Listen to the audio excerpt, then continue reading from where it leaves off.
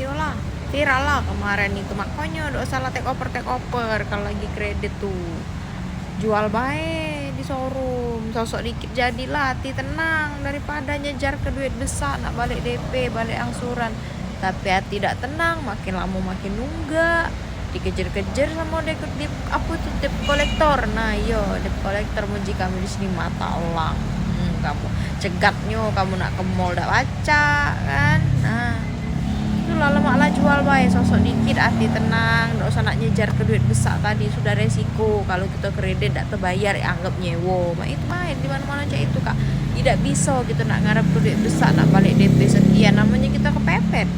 Daripada jadi pikiran nunggak makin besar bunganya, makin besar nunggaknya, sudah dosa pening jual baik kalau sudah tidak sampai resiko ya gitu buang. Nah jangan lincai go gitu buang.